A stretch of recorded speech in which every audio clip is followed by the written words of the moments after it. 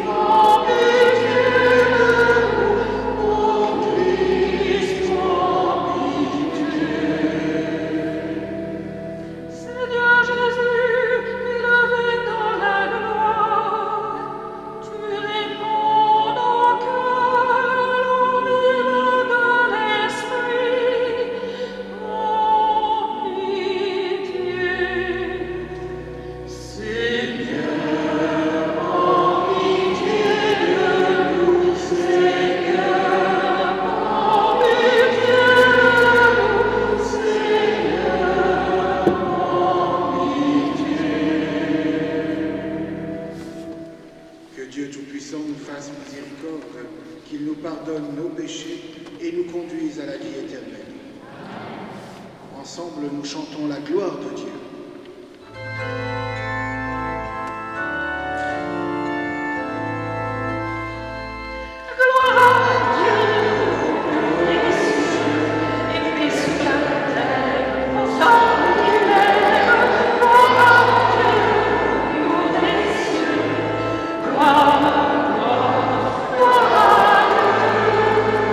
Nous te bénissons, nous t'adorons, nous te glorifions.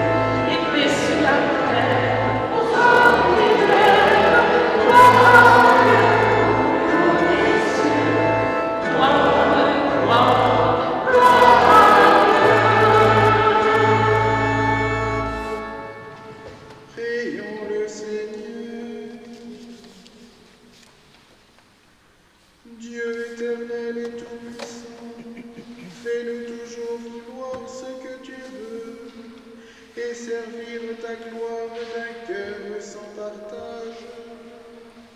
Par Jésus-Christ, ton Fils, notre Seigneur et notre Dieu, qui vit et règne avec toi dans l'unité du Saint-Esprit, Dieu pour les siècles des siècles.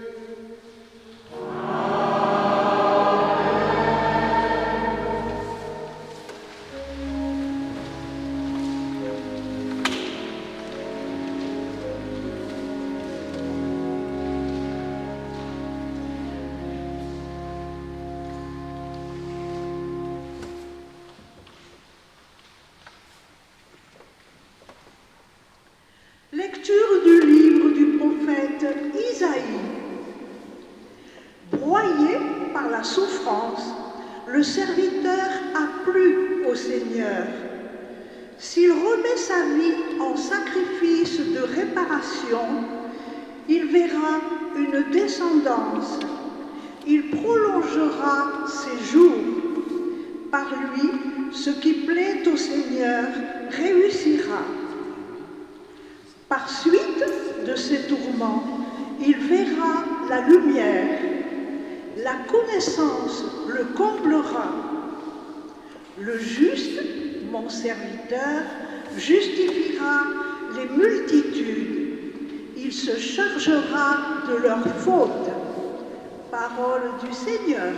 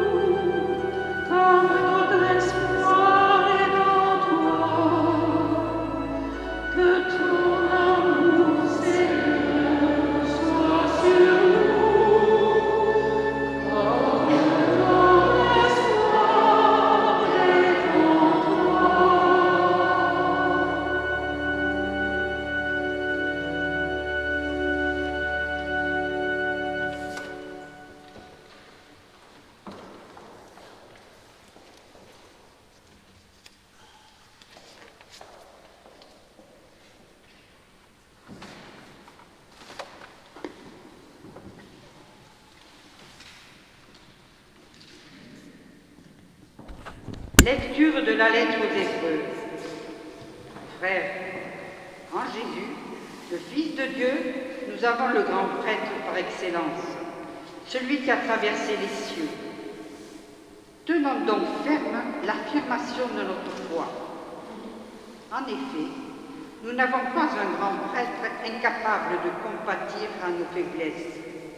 mais un grand prêtre éprouvé en toutes choses, à notre ressemblance, excepté le péché. Avançons-nous donc avec assurance vers le trône de la grâce, pour obtenir miséricorde et recevoir en temps voulu la grâce de son secours. Parole du Seigneur.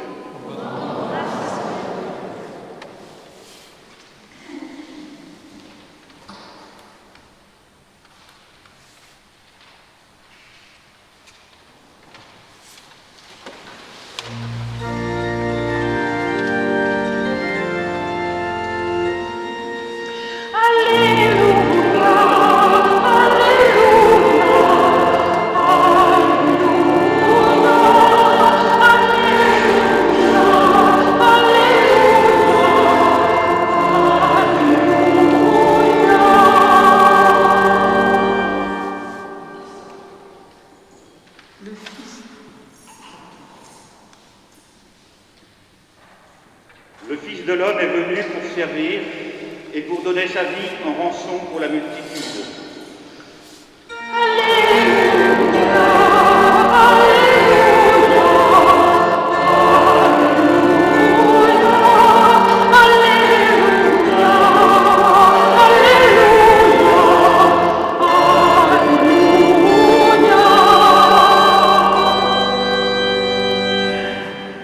Évangile de Jésus-Christ selon saint Marc.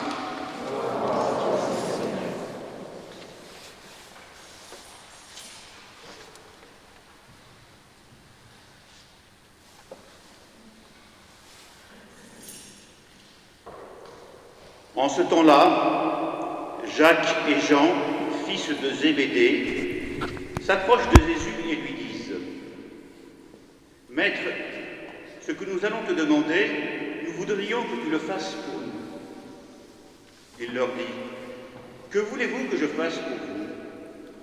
Ils lui répondirent : « Donne-nous de siéger l'un à ta droite et l'autre à ta gauche, dans ta gloire. »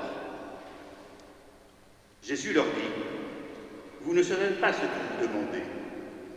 Pouvez-vous boire la coupe que je vais boire, être baptisé du baptême dans lequel je vais être plongé ?»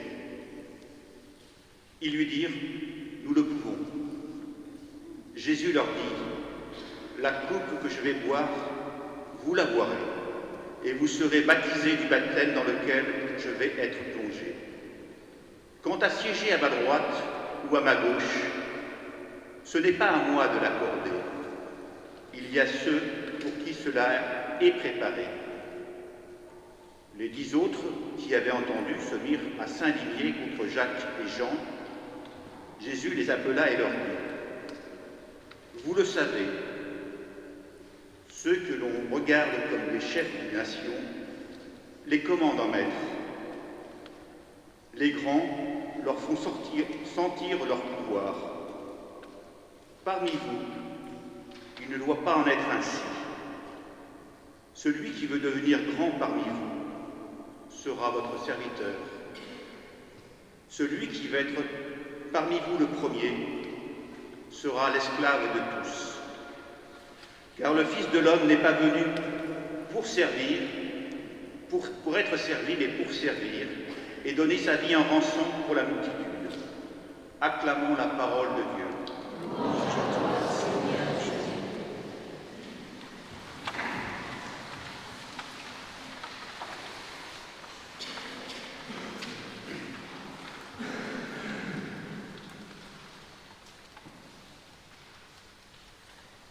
Maître, nous désirons que tu fasses pour nous ce que nous te demandons.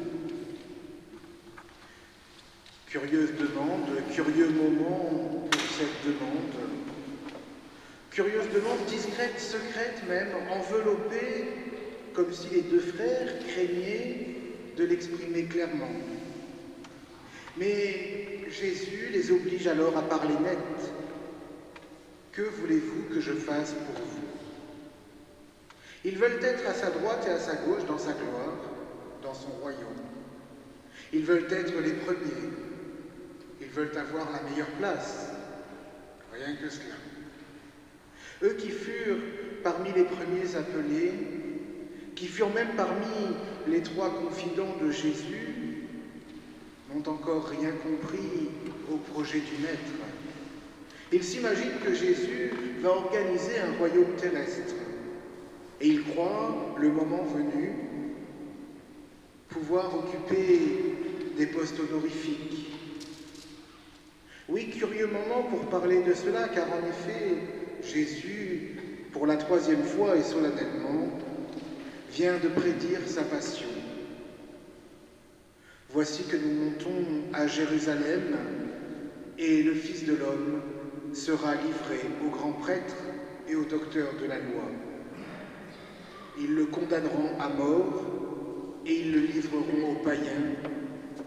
On se moquera de lui, on crachera sur lui, on le flagellera, on le mettra à mort, mais après 3 jours, il ressuscitera. Déjà, lors de la 2e prédiction de sa passion, les disciples avaient si peu compris qu'ils s'étaient disputés aussitôt après en vue d'une question de préséance.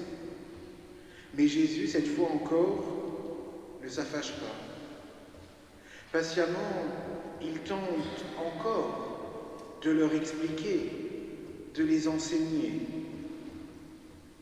« Vous voulez partager mon sort, leur dit-il, alors rappelez-vous que j'ai une coupe à boire et que j'ai un baptême dans lequel je dois être plongé. La coupe pour ces hommes qui lisaient les prophètes, ce n'était pas seulement le symbole des souffrances à venir, la coupe amère, mais plus précisément la coupe du vertige méritée par le peuple pécheur, comme l'avait crié le prophète Isaïe. Lève-toi, Jérusalem, toi qui as bu de la main du Seigneur la coupe de son vertige, la coupe méritée par les péchés de son peuple. C'est Jésus qui la boira.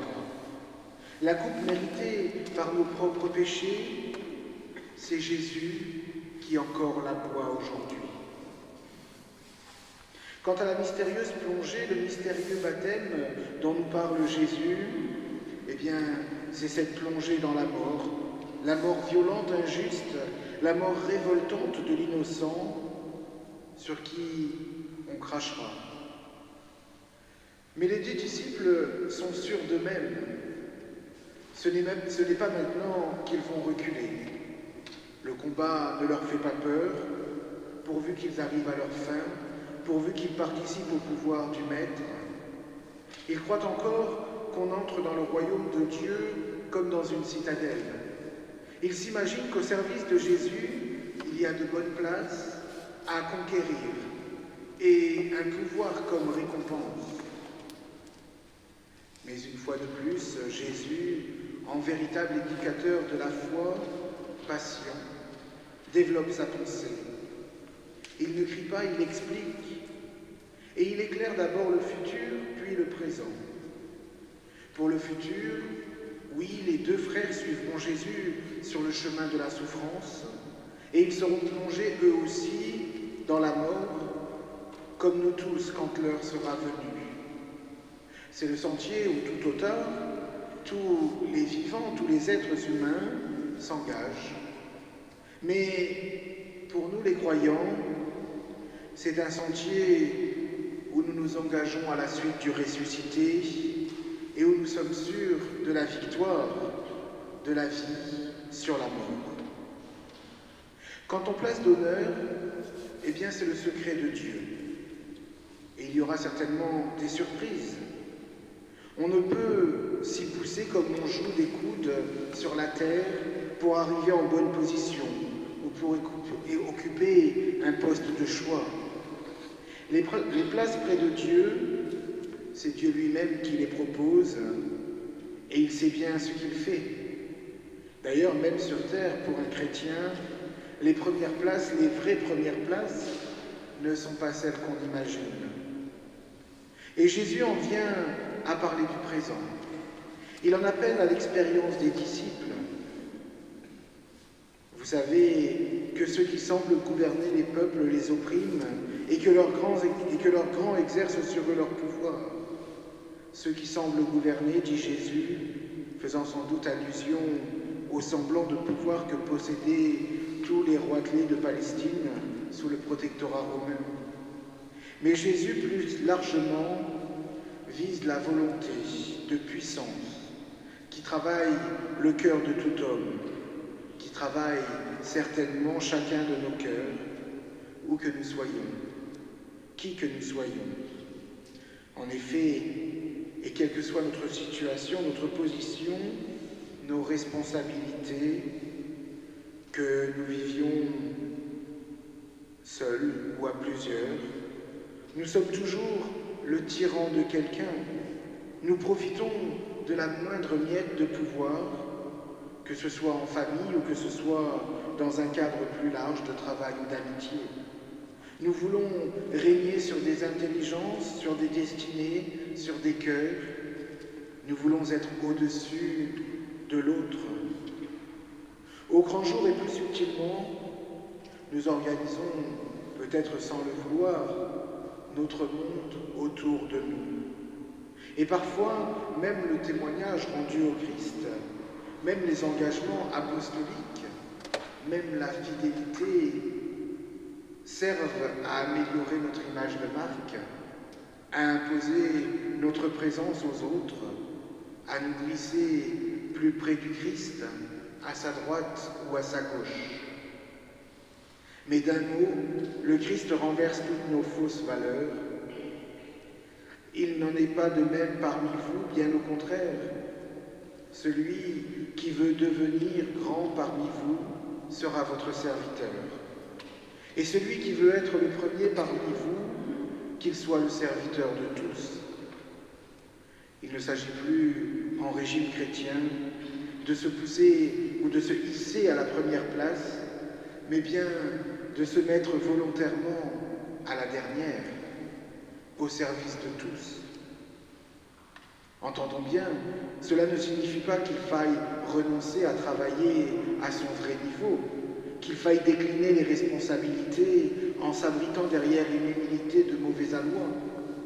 Cela signifie qu'il nous faut rester tout au long de notre vie en situation et en habit de service, mettant au service de tous les dons que nous recevons de Dieu. Cela implique aussi que nous abordions chaque être humain, chaque personne que nous croisons ou que nous côtoyons, comme digne d'être aimé et d'être servi, quelle que soit sa valeur, quelle que soit sa déchéance ou son ingratitude. Oui, c'est ainsi que Jésus, jour après jour, veut nous identifier à lui-même, car lui non plus n'est pas venu pour se faire servir, mais bien pour servir ses frères et pour donner sa vie en rançon pour la multitude. Le meilleur de nous-mêmes, frères et sœurs, ce n'est pas ce que nous gardons, mais c'est ce que nous donnons. Et Jésus nous le redit en chaque Eucharistie, où il se donne pleinement à nous. Quand nous aurons tout à l'heure communié à son corps et à son sang, n'étouffons pas la voix qui redira en nous « Tu ne peux plus vivre à ton compte, désormais pour le service de tous, c'est moi qui vis dans toi. » Amen.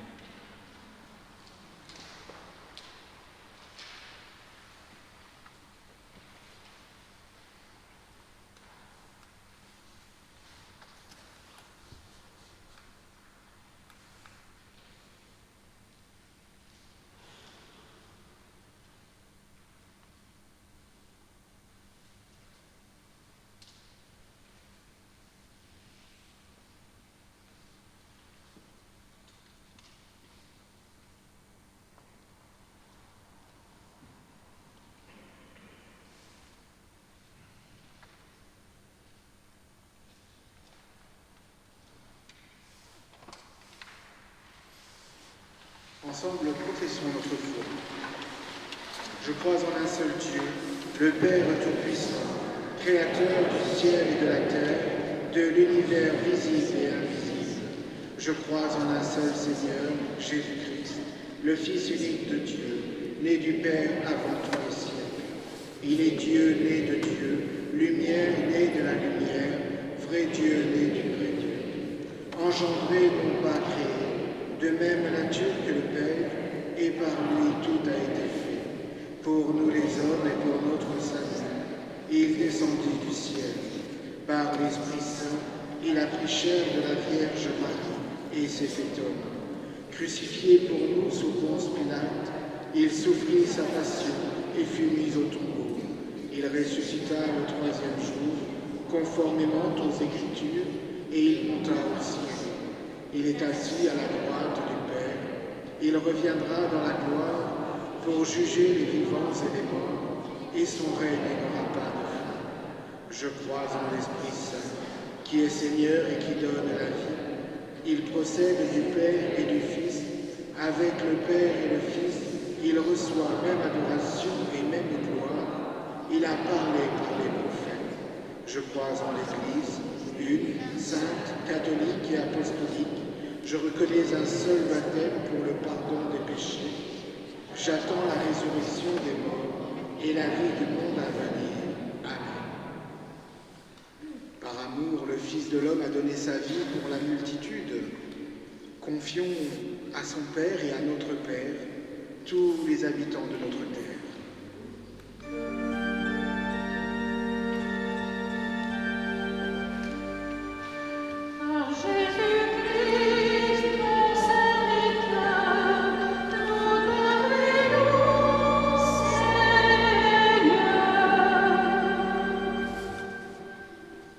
Dieu notre Père, entends notre prière pour ton Église, appelée à servir tous les hommes. Montre-lui comment inventer des chemins de solidarité et de compassion. Ensemble, prions. Par Jésus-Christ, ton serviteur, nous te prions, Seigneur. Dieu notre Père, entends notre prière pour les chefs d'État, parfois aveuglés par le pouvoir. Apprends-leur à diriger en serviteurs. Ensemble, prions. Par Jésus-Christ, ton serviteur, nous te prions, Seigneur.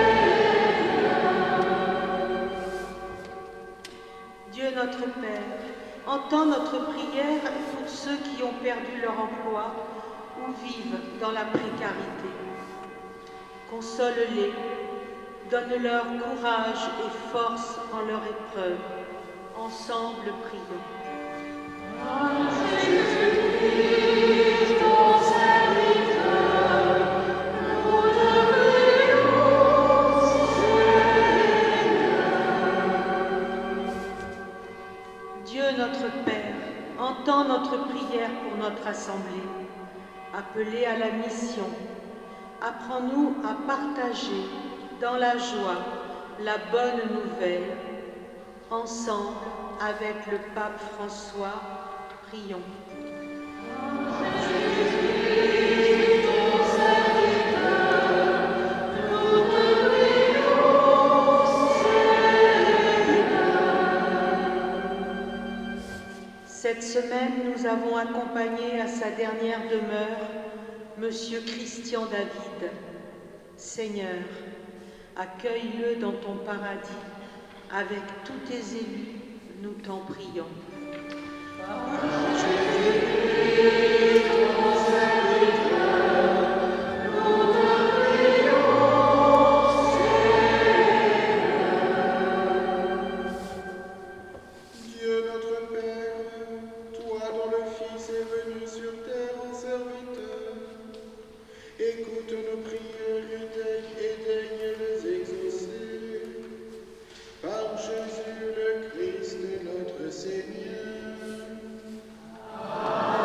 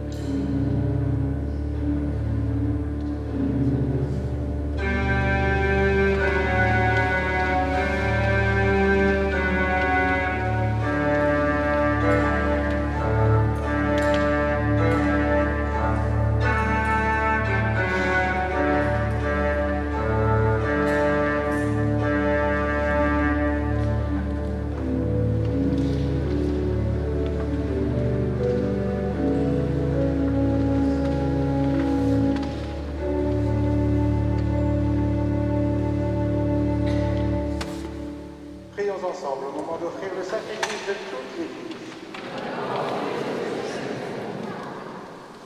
Accorde-nous, Seigneur, de te servir à cet autel en toute liberté d'esprit. Ainsi ta grâce pourra nous purifier dans le mystère que nous célébrons. Par Jésus le Christ, notre Seigneur.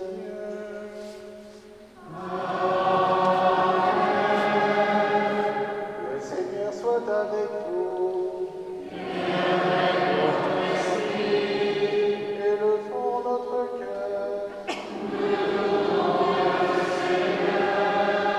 Rendons grâce au Seigneur notre Dieu.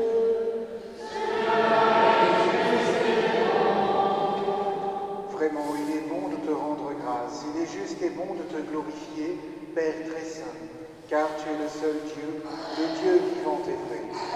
Tu étais avant tous les siècles, tu demeures éternellement, lumière au-delà de toute lumière. Toi, le Dieu de bonté, la source de la vie, tu as fait le monde pour que toute créature soit comblée de tes bénédictions et que beaucoup se réjouissent de ta lumière. Ainsi, les anges innombrables qui te servent jour et nuit se tiennent devant toi et, contemplant la splendeur de ta face, n'interrompent jamais leur louange. Unis à leur hymne d'allégresse, avec la création tout entière qui t'acclame par nos voix, Dieu, nous te chantons.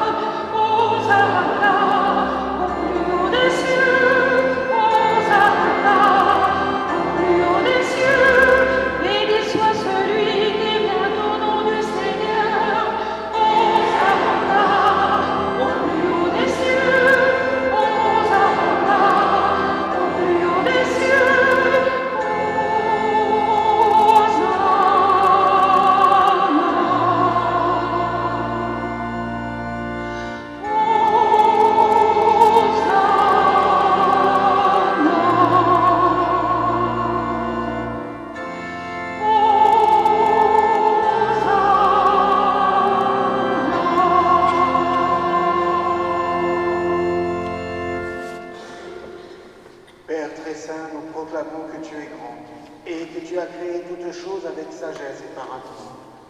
Tu as fait l'homme à ton image et tu lui as confié l'univers afin qu'en te servant, toi son créateur, il règne sur la création. Comme il avait perdu ton amitié en se détournant de toi, tu ne l'as pas abandonné au pouvoir de la mort. Dans ta miséricorde, tu es venu en aide à tous les hommes pour qu'ils te cherchent et puissent te trouver. Tu as multiplié les alliances avec eux et tu les as formés par les prophètes dans l'espérance du salut.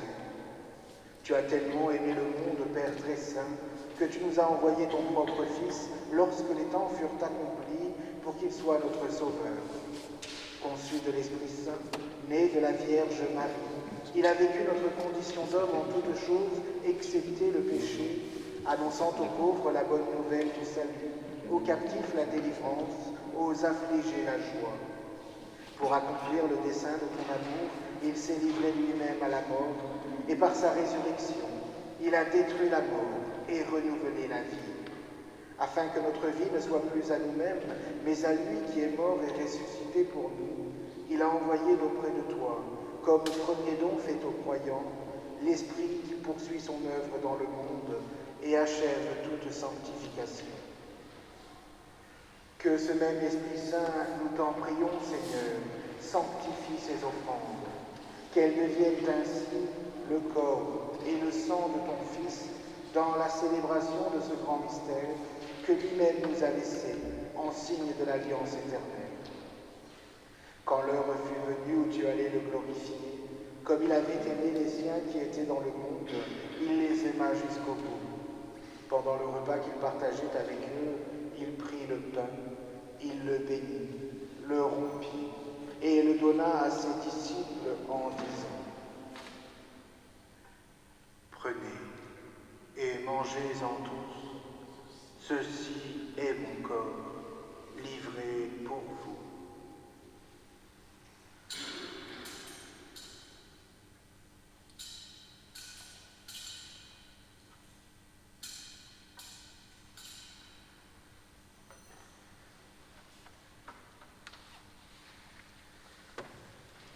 De même, il prit la coupe remplie de vin, il rendit grâce et la donna à ses disciples en disant: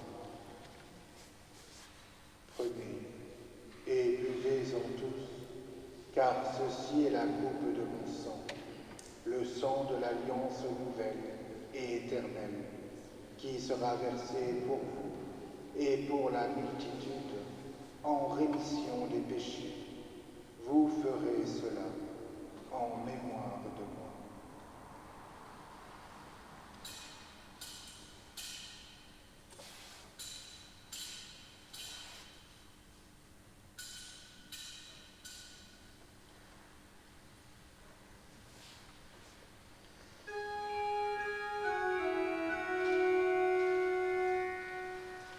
Proclamons le mystère de la foi.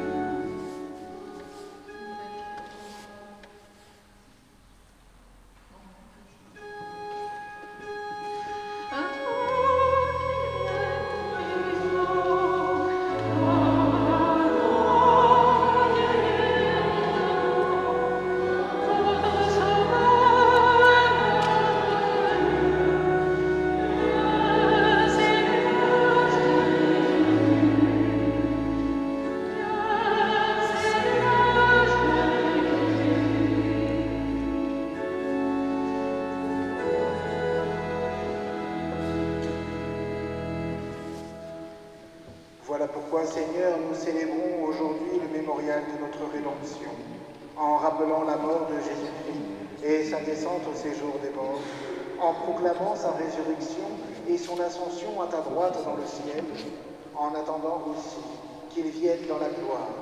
Nous t'offrons son corps et son sang, le sacrifice qui est digne de toi et qui sauve le monde. Regarde, Seigneur, cette offrande que tu as donnée toi-même à ton Église. Accorde à tous ceux qui vont partager ce pain et boire à cette coupe d'être rassemblés par l'Esprit Saint en un seul corps, pour qu'ils soient eux-mêmes dans le Christ une vivante offrande à la louange de ta gloire. Et maintenant, Seigneur, rappelle-toi tous ceux pour qui nous offrons le sacrifice, le pape François, notre évêque Pierre-Marie, son auxiliaire Alain et tous les évêques, les prêtres et ceux qui les assistent, les fidèles qui présentent cette offrande, les membres de notre assemblée, le peuple qui t'appartient et tous les hommes qui te cherchent avec droiture. Souviens-toi aussi de nos frères qui sont morts dans la paix du Christ, particulièrement André Bayle, Nelly Loisy, Denise Gutierrez, et de tous les morts dont toi seul connais la foi.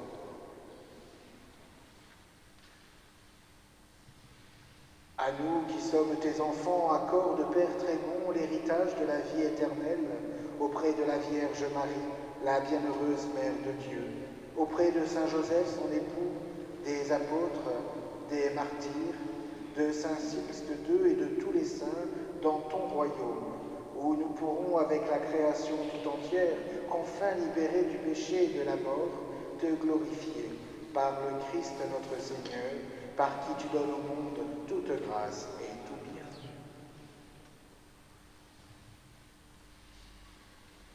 Par lui, avec lui et en lui, à toi, Dieu le Père Tout-Puissant, dans l'unité du Saint-Esprit, tout honneur et toute gloire, pour les siècles des siècles.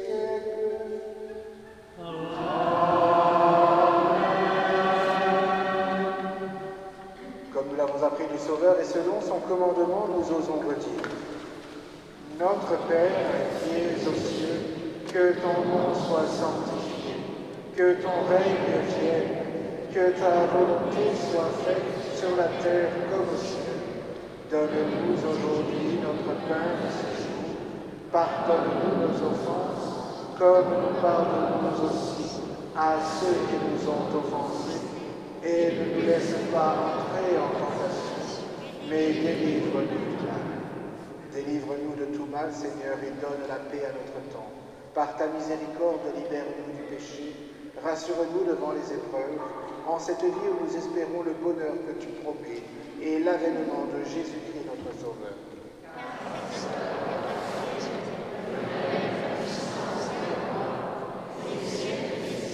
Seigneur Jésus-Christ, tu as dit à tes apôtres, je vous laisse la paix, je vous donne ma paix. Ne regarde pas nos péchés, mais la foi de ton Église.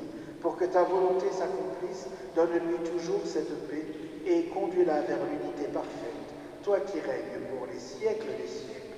Amen. Que la paix du Seigneur soit toujours avec vous.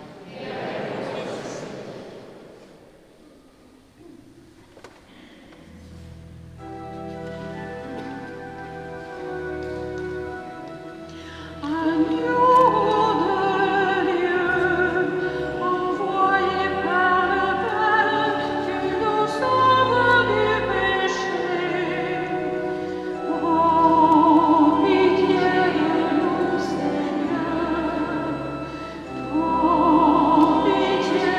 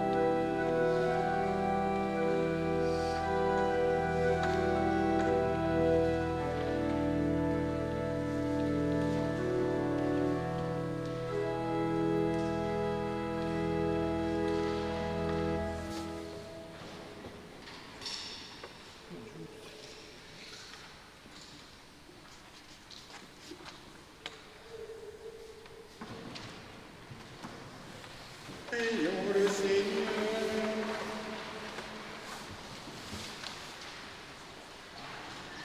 Seigneur, fais-nous trouver des forces neuves dans cette communion aux réalités du ciel. Assure-nous tes bienfaits ici-bas et instruis-nous des richesses de ton royaume. Par Jésus le Christ, notre Seigneur.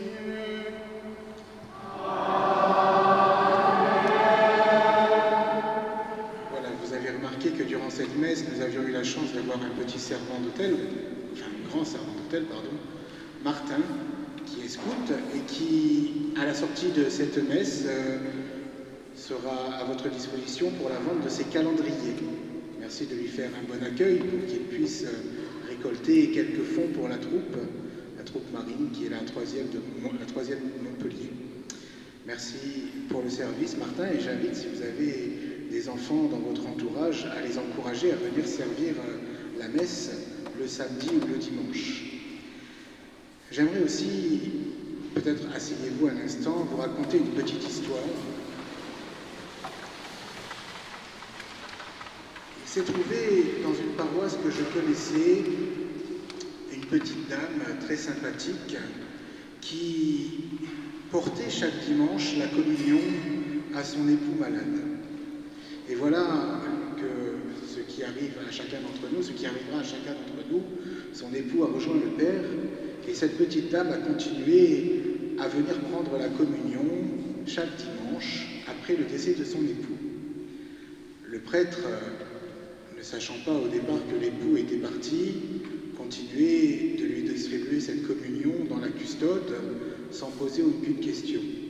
Et voilà qu'un beau jour, il s'est quand même décidé à lui demander « Mais madame, j'ai appris que votre époux était décédé et je vous vois porter la communion chaque dimanche. Pourriez-vous me dire à qui vous la portez ?» Et cette dame de lui répondre qu'un homme qu'elle ne connaissait pas lui demandait la communion chaque dimanche. Et il s'avérait que cet homme utilisait l'hostie consacrée que lui portait cette dame, qui n'avait aucune mauvaise intention, utilisait cette hostie consacrée pour célébrer des messes noires. C'est pour cela qu'il est important, j'ai vu plusieurs personnes dans la procession de communion venir avec leur custode. Il est important de venir avant l'Eucharistie, porter la custode au prêtre ou la mettre sur la crédence afin que nous puissions discuter. Je ne dis pas, bien sûr, que les personnes qui ont fait cela ce soir utiliseront cette hostie à de mauvaises fins, Mais en tout cas, il est important que le prêtre régulièrement puisse discuter avec ces personnes qui rendent ce service inestimable pour l'Église, de porter la communion aux malades afin de s'assurer que cette communion est bien destinée aux malades. Et il est important aussi que ces personnes qui rendent ce service puissent recevoir la bénédiction du Seigneur pour ensuite être envoyées rendre ce service. Donc, il serait préférable que les personnes qui sont au service des malades, au service des gens qui peuvent venir à la messe, eh bien, portent leur custode avant l'Eucharistie pour que l'on puisse soit discuter avec elles, ou au moins qu'elles puissent recevoir la bénédiction du Seigneur avant d'aller porter cette communion. Voilà. Je vous remercie et je vais maintenant vous donner la bénédiction du Seigneur, si vous voulez bien vous mettre debout.